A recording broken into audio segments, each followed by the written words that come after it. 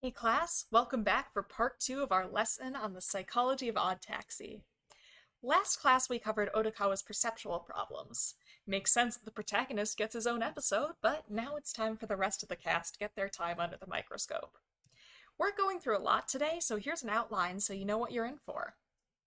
We're going to go in roughly chronological order of when these characters first appeared and these concepts were first mentioned, but there'll be spoilers even early on, so I sure hope you did the required reading. Let's start with everyone's favorite episode 1 hippo, Kabasawa. Before talking about why Kabasawa in particular wants to go viral, let's start with the kind of thing that goes viral in the first place. Kabasawa's got a pretty good grasp on the answer. Intensely emotional content spreads faster. If something makes you really angry or really happy, you're way more likely to share it than if you don't feel anything about it. The thing is, some intense emotions spread faster than others. Sadness doesn't get you super far. When you're sad, you just kind of want to lay around and not think. It's the opposite of a motivating emotion. If you want to go viral, the 3 emotions you want to go for are things that make people scared, angry, or in awe. That's probably why Kabasawa didn't have too much success at the start of his quest. Covers of songs are one way to do it, but you're not inviting awe unless you're super good. No offense to Kabasawa, but it was kinda meh. Same with his tweets. He really hits pay dirt when he starts talking about Dobu, a criminal. He's making people scared by saying there's a terrifying criminal, and he's making them angry by describing his crimes. Viral gold. Of course, it backfires horribly, but he got what he wanted. But it's not a huge surprise that he wanted it. So, disclaimer, most of this research is based on Western samples. It may not generalize well to Japan, but I think it does fit here. Anyway, I'm going to start with Dobu's assessment of Kabasawa before I dive into a broader social psychological perspective of self-worth and social media use, because Dobu's pretty perceptive here. He says Kabasawa's got super low self-esteem, which he does, but he's more narcissistic than anyone. That might sound contradictory to start, but it's not like narcissism and high self-esteem are the same thing. If you measure narcissism and look at its relationship with self-esteem, they are related, but it's not as strong a relationship as you'd think. Being super narcissistic doesn't guarantee high self-esteem. See, narcissism isn't about thinking you're better than everyone else, it's about being super focused on yourself and how people see you. It's an intense need for approval. This kind of narcissistic thinking happens when people with depression and anxiety disorders too. You can want people to like you because you think you're objectively the best human that ever lived, but you can also seek out approval when you think you're the absolute worst. You want others to approve of you. If you look up narcissistic personality disorder in the DSM, you'll see that these people really rely on others for their self-esteem. Their entire social life might just be in service of their own self-esteem. And that's pretty much what Dobu's saying. He thinks Kabasawa's entire sense of self-worth is contingent on how others react to his social media content, and Kabasawa agrees. Everything he does, every piece of content he creates, every new quest to go viral is because he's focused almost entirely on himself and what people think about him. He doesn't care what happens to them. He breaks up with his girlfriend on a whim, and he sends his loyal followers to chase a dangerous criminal with a gun. They're completely interchangeable so long as they're giving him enough attention to feel good about himself. So when Dobu tells him to get over himself, he's not saying Kabasawa's got a sense of inflated self-worth. Nah, he's saying Kabasawa's gotta stop using others as props to prop up his own fragile self-esteem. He's gotta find his own self-worth. It's oddly wholesome, for a Yakuza baboon. Anyway, there's definitely a lot of people who use social media compulsively like Kabasawa does. These people have some common characteristics, and Kabasawa has a few of them, namely being a single student with low self-esteem. Guy only gets a girlfriend after he's all over the internet. Thing is, this strategy can backfire. Like I said, people with lower self-esteem do use social media. It's not clear if it's low self-esteem that makes them use social media more, but there is some evidence suggesting that using a lot of social media can deal some pretty serious blows to your self-esteem. It seems like this is largely because people present their best selves on social media, so you're always seeing people who are showing off their money, travel, appearances, and relationships. If you're comparing yourself to people like that, you're not going to feel great about yourself. Kabasawa's strategy of using social media to prop up his fragile self-esteem is pretty ill-advised. It's probably a good thing Dobu butted in and broke his phone. Whew, that was a lot. Moving on. So, how about Tanaka? Again, disclaimer, mentally ill people are more likely to be the victims of violence than its perpetrators. Want to make that clear. Anyway, frankly, this stuff makes me really sad, so I'm going to keep it short, especially because I just talked forever about a cartoon hippo's self-esteem issues. There's a lot going on with Tanaka, but I'm going to focus on what I think is his biggest issue. I think he puts his best at himself. His intense desire to get those pixels shaped like a dodo is a sickness, just a sickness. Look, I hate to break it to all of you new gacha gamers, but the old hats like me know that gacha is gambling. There's no two buts about it. Tanaka's got an illness, a gambling addiction. In the DSM-5, it's called gambling disorder. When we look at the diagnostic criteria, Tanaka ticks a lot of boxes. Based on his own words, he's doing this at least partially for the thrill of it all. We never actually see him try and cut down on gambling, even when he probably should, but he's definitely constantly thinking of getting that dodo. We see him playing the game at work to the point where it interferes with his ability to do his job. We know he's rolling for the dodo to get revenge against his past when he spent a lot of money to win a fancier racer. He's not engaging with his coworkers, and after his phone breaks, he just straight up stops going to work. It's a miracle he didn't lose his job. Shockingly, he is one of the characters in the show that doesn't borrow a lot of money to fuel his addiction, but his gambling is definitely hurting his finances. This is probably because the one time he did use somebody else's money for an uncertain bet, trying to get that eraser, it ended real badly for him. That doesn't count, though, because it wasn't within the past year of the main plot. He's the persistent type, I'd say, because he's always rolling the gacha no matter where he is. It's not just that he's doing it in situations where gambling's already around. He's actively, constantly playing this game. Technically, the DSM would call him a mild case of gambling addiction because he only ticks 4 of the criteria, and because he can still hold down a job and he isn't borrowing a lot of money. But honestly, he's got some big problems, and like I mentioned before, the DSM is more of a guide than a be-all end-all. Even without gambling, games are designed to be addictive. They want to keep you playing as long as they can. Tanaka's aware of this. Of course he is. He works at a game company. He says, in games, often the player acquires a valuable item just when they think they've reached a dead end. It's convenient, of course it is. After all, someone made it that way. Games have to be difficult enough that they're not boring, but not so difficult that you rage quit forever. It's a very difficult balance to strike, and a lot of major game developers have whole research divisions or hire researchers who help the game designers strike that balance. They also use other bits of psychology to just generally keep the game as addicting as possible. Okay, enough about that. Let's talk about something completely different. Broken window theory. In episode 6, Shitakawa and Odokawa are talking about the hole in Odokawa's taxi window, and Shitakawa brings up broken window theory as a reason to get it fixed ASAP. She doesn't describe it perfectly, but she's got the basic principle down. Broken window theory is a sociological and psychological theory that certain features of an environment affect people's behavior in that environment. But it's a bit more specific than that.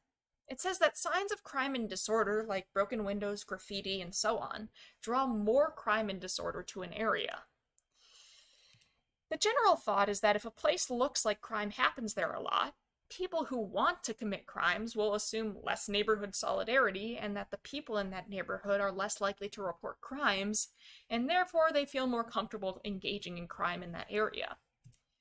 Conversely, if you Want to say prevent people from feeling comfortable shooting up or robbing your taxi?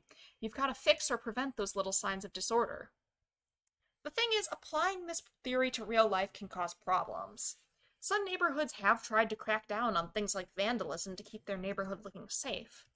But this means there's a whole lot of police on patrols and stuff, which ends up backfiring and making the neighborhood seem less safe.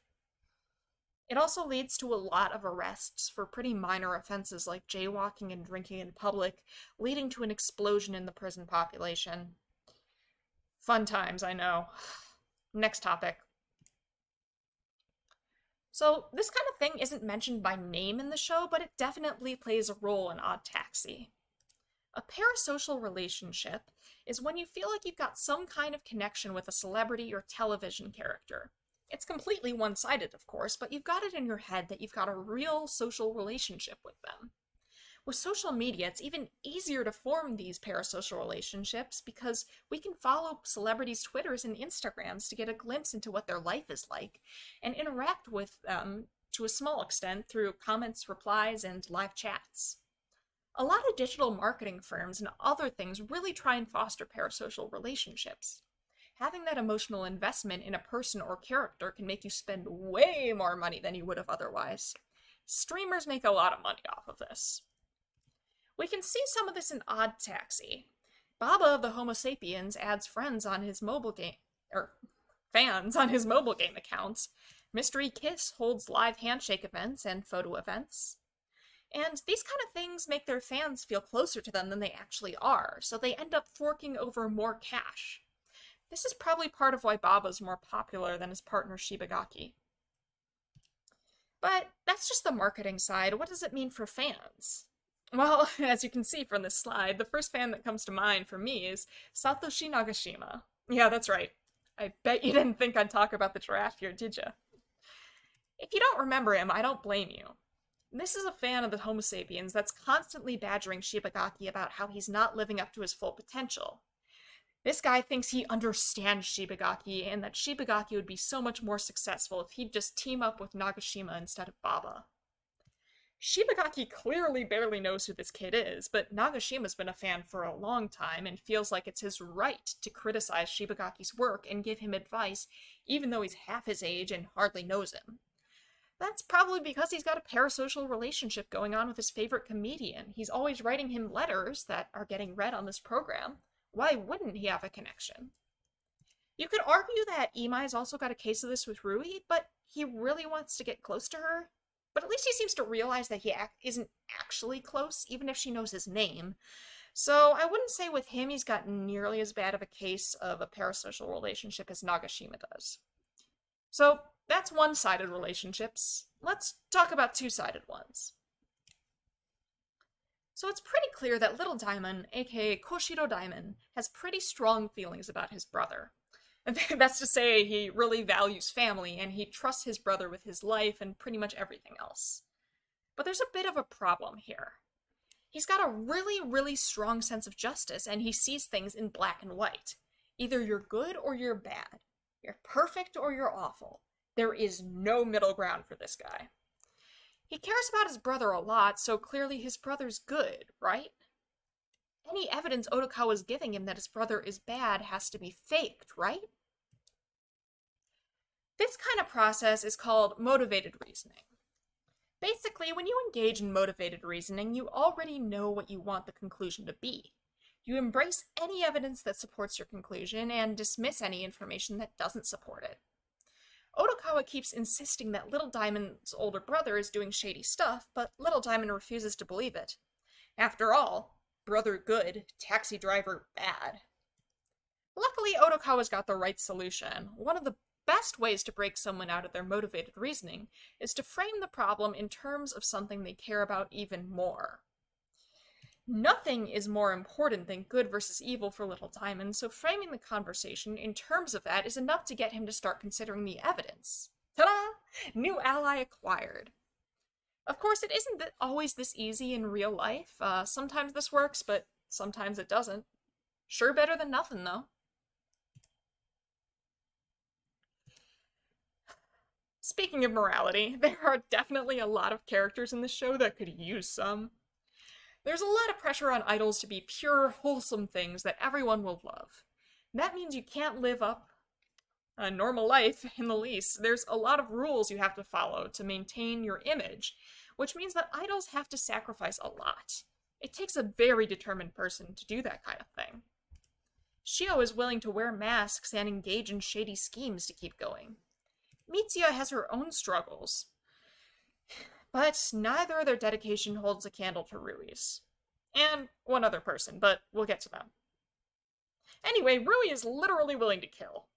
It's pretty easy to think that someone willing to kill just for some attention is a sociopath or a psychopath or something. But would you believe me if I told you I don't think she is? Sociopathy isn't actually a clinical term anymore. It's gone the way of a lot of other old psychological terms that got adopted by popular culture. It lost pretty much all of its precise meaning because people were using it so freely, and it became pretty much clinically useless. These days, we refer to it as antisocial personality disorder. Okay, Doc, you might say.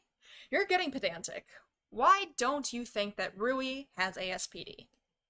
Well, let's look at the diagnostic criteria. Yes, Rui does break a lot of laws in the story, but there's no indication that this is an ongoing thing.